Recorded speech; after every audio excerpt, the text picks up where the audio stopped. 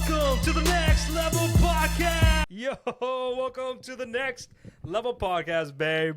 Let's get it. Yeah, let's get it. It's good stuff coming on here today. And today we're talking about something very special, something very great. What are we talking about? All right. I'm chopping it up about. Yeah. Let me give you a scenario. I'm going to Okay. give you a scenario. What Okay? is that? People don't know. Is this a surprise all the time? Yeah. I like surprises. That's how we do it. All right. Good surprises. Give Call it us to us. Jack in the Box. Anyways, this is the scenario, okay? All right. Scenario is this. What's that? You got a nice house. Okay. Okay. Like it. Okay. I like how this is starting. Okay. Yeah. Something's missing. You don't know what it is. What's that? And somebody comes in like, bro, have you ever thought about putting a pool on that property? And now you're like, you know what? Yeah, what would you do? Would you put a pool? Yeah. You put a pool? I like a pool. All Heck right. Yeah. Okay. Anthony? It gets hot and you It's lazy. get- Oh, dude, I think a pool. 18, 120. Yeah, you want a pool. You want a pool? I want a pool. Okay, Yeah. perfect. I say Felix do it. All right. So we do it. We put the pool. We put it on the market, and then we're like, dude, yeah, it's got a pool, man. It's crazy. And then the house next door to us, we've been on the market for like 90 days. We haven't sold yet, and we're like, dude, the market is different. It's slow for some reason.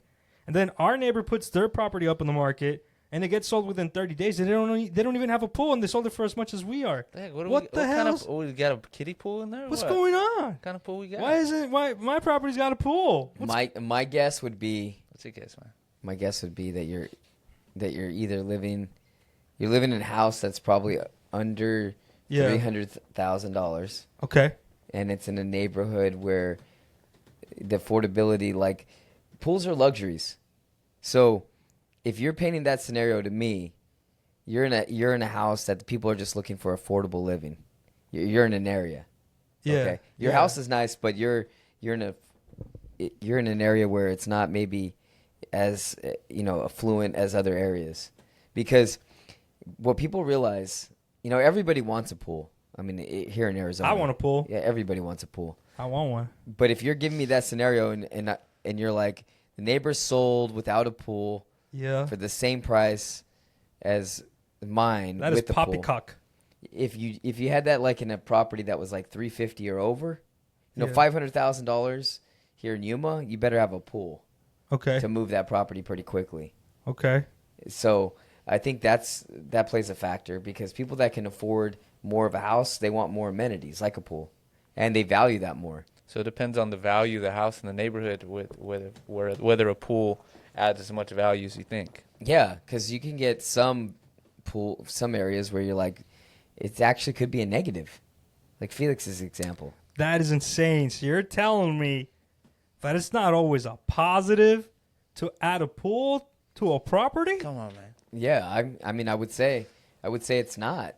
And you're Because- telling me that a pool is a luxury and not a necessity in Yuma, Arizona, the sunniest city on earth? I would say so.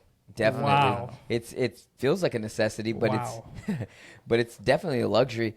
I was going over this with, I can't remember who the other day, but we were coming up with a figure. Yeah. No, it was my buddy Brock. We were coming up Obama. with, no, Brock, Oh, not Barack. Oh, Brock. okay. Yeah, I'm not friends with Obama, thankfully. Anyways, All right, let's not get political. here. Whoa. no. I don't know Brock. I don't know if I like I him. don't know. Maybe You I just like said him. you're not gonna be. Oh, friends you're with talking from a stamp. You I don't want want to to be in politics. I don't want to be. Okay. All right, No. I don't want to be around famous people. They get Yeah. shot at. They, Yeah, absolutely. No, Yep. I'm good. Mhm. So, I was with Brock and we were talking, and I had calculated this already, but I told him I think it's about $350. Pretty easy, you can say $350 a month to own a pool. $350 a month. Let's say the pool's there. for maintenance or what? Yeah, for everything, because you got water, electricity, you have cleaning, chemicals, and then there's repairs. Yeah, Anthony's got a little robot on the bottom of his pool. It just Yeah, I goes got a all day robot, long. and it's still costing me That's slavery. slavery, Yeah. electronic slavery. Yeah. Yep. No, You got working day and night. he wouldn't have a job with No housing. He's housed. He's housed? Yeah. Where do you live? And he eats all the leaves. He gets food. Okay. He lives in a pool. He's like SpongeBob. Yeah. So you take like $350, and I tell people, like, if we work with people of all different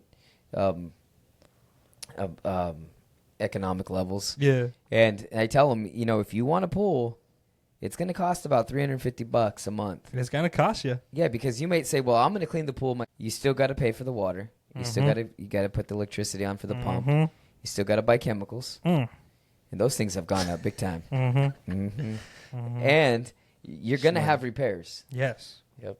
So let's say on the low end, you're at $250 Okay. a month. And so to me, that's a luxury, an extra $250, $350 a month when people, you know, they're squeezing into these houses. And now you got yard maintenance, you got pool service, you got pool repair. So what type? So let's talk about the compound effect that has on how the house sells. Like in the example that Felix gave, that's the reason the neighbor's house sold so much quicker than yours with the pool, because it was probably in a neighborhood where it was more about affordable housing than having luxuries. Yeah, because not everybody gets in a pool, and they're like, no, I'm not going to use it, or I've had a pool before, and I won't use it.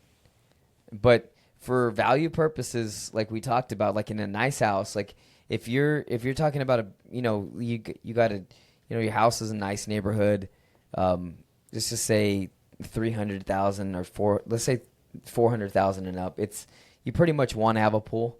Yeah. For resale value. Now, if you go to build it and say the pool costs you $50,000, and it's a pool, maybe it has like a little spa and it has a pool, say $50,000. You're not going to get $50,000 for that pool when you go to sell it. Even if it's 2 years old, 3 years old, you're going to get a value for it. But and it's hard. I mean, there's no like, oh, you got a pool. There's no ratio. You got a pool that's $20,000. It could be your buyer may be willing to pay $50,000 for the pool. Maybe if it's really cool or Heated. For the heated winter. and all that stuff.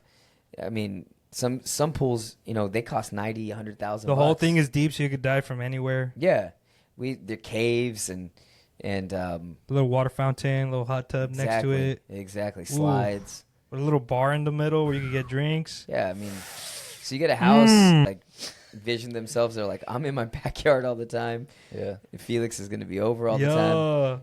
Felix will be there. He'll be the DJ, the bartender.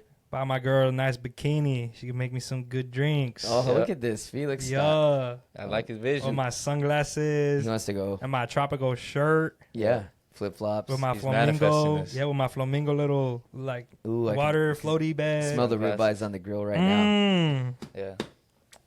So that's why a pool's appealing. Yeah. You go into that zone and you're like, oh yeah, definitely. If you have a family, kids are going to be in the pool all the time. Oh, the fantasy of it. Yeah, absolutely. You start working the fantasy of it, people want it, right? No, definitely. But then reality strikes.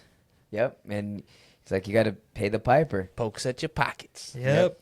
So I think there's a lot of advantages to having a pool in different price ranges. I think it can hurt you. I don't know if it hurts you as much in Yuma as it would in other areas, but in Yuma, like, you would say it could be a necessity, but it's definitely a luxury for those who can afford it. Yeah.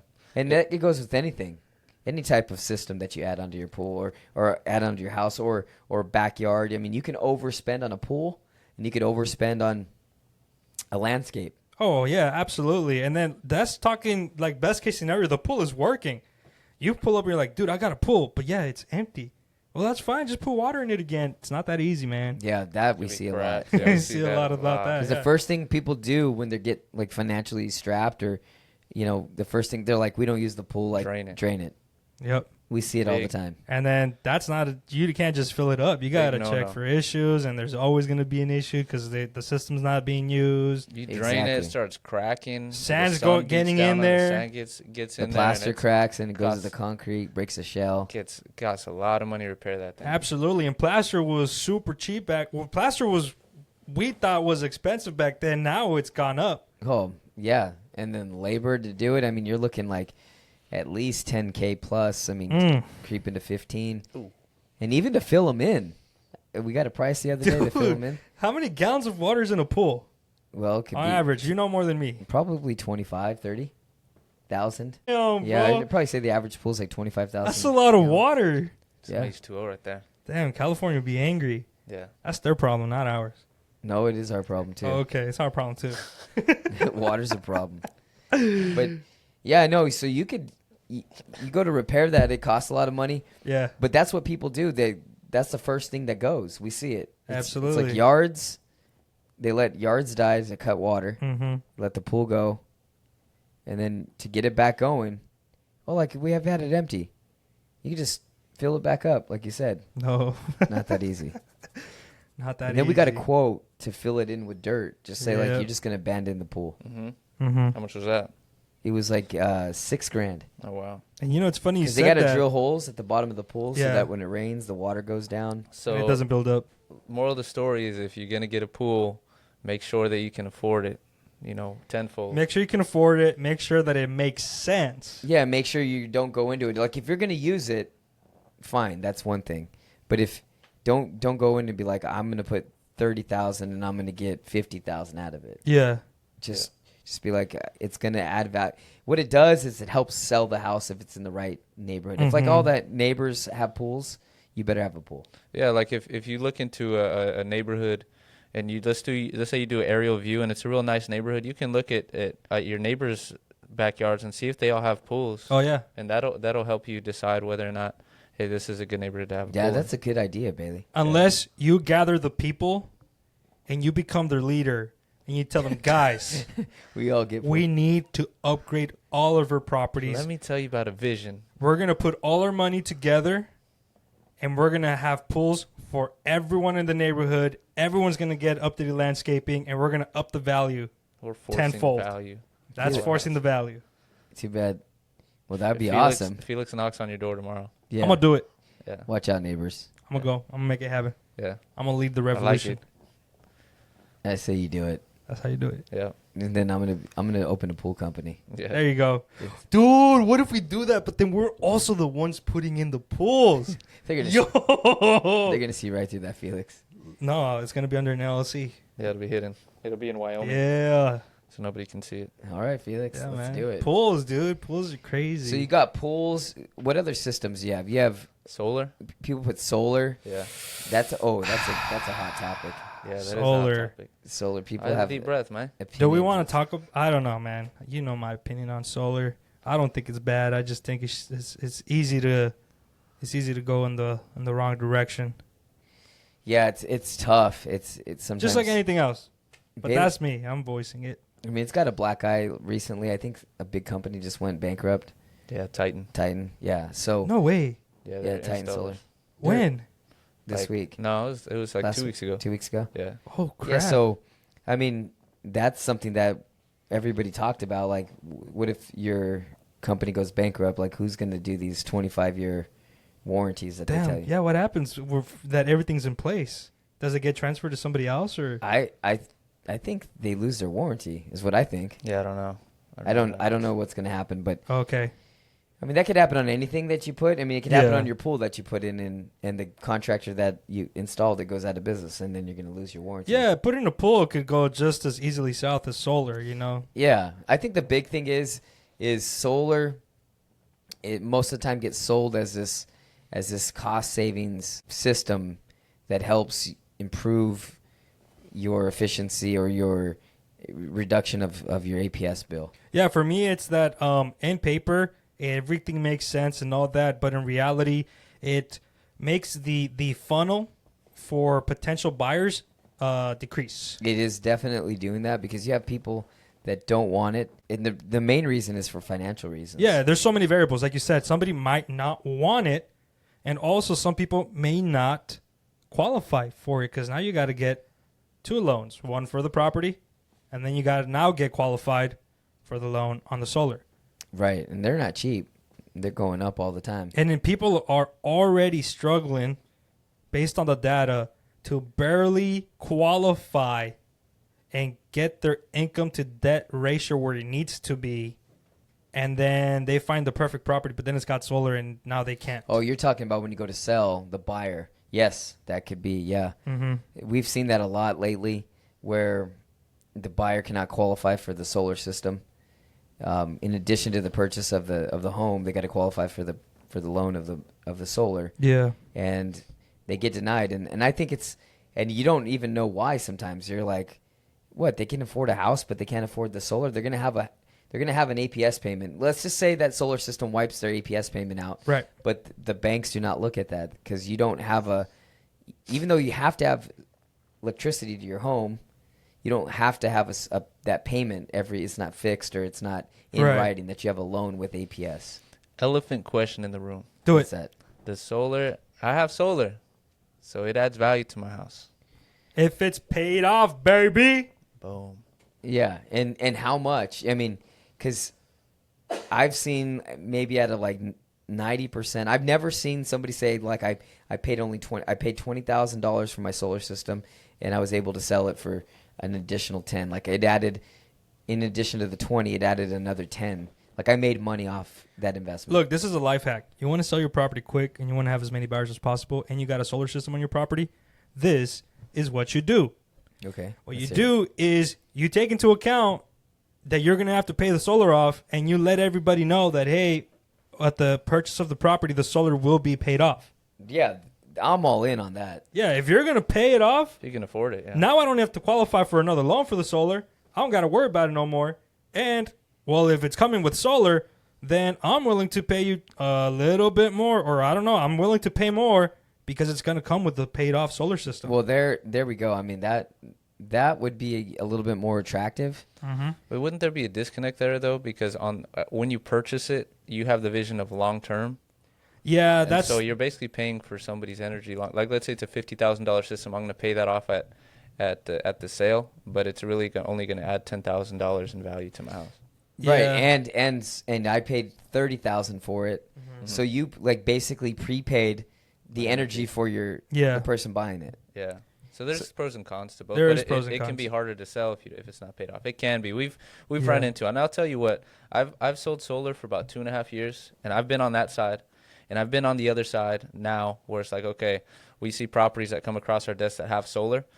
And I'll tell you what, it makes, okay, well, we're going to have to deep dive into this. Let's really look into the solar because we've had issues with buying houses. We've had issues with selling houses with some of the loan companies that don't want to transfer the solar. And it's just how it is. Yeah, and that's a good point for investors that are listening. Yeah. And we've found, I've personally found that leases are a lot easier to transfer than purchases because purchases, especially when the interest rates were low, a lot of these loan companies they'll like really drag their fee, make it very difficult to transfer the solar because it was at like a 1.99%, which is unheard of now. Right. And they're like, I don't want to.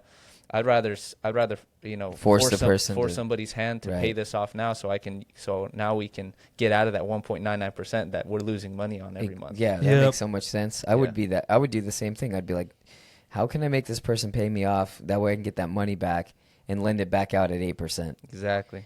And the other thing is, Bailey, we've ran into is when you go to transfer, even if you want to assume the lease, they don't want it in an LLC. They want you to personally guarantee it. Huge, as investors. So if you're an investor and say there's three of us and there's we're partners, one of us has to put the solar in, like we have to personally guarantee it. Mm-hmm. Yeah. And I'm like, well, you guarantee it, Felix, or you guarantee it, Bailey, and then they're like, no, you do it. Why would you want to do that? Because the whole purpose is limiting your liability, putting an LLC. So, I mean, I would say if you're going to choose and you're going to have to invest in something, do a pool. Absolutely. So as you can see, there are so many variables that are in play. Buying a pool is not something very simple. Solar has its pros and cons, and there are so many more additions that we will be talking about in future episodes. So thank you guys so much for being here. We are Next Level Home Buyers. We don't buy properties. We buy problems.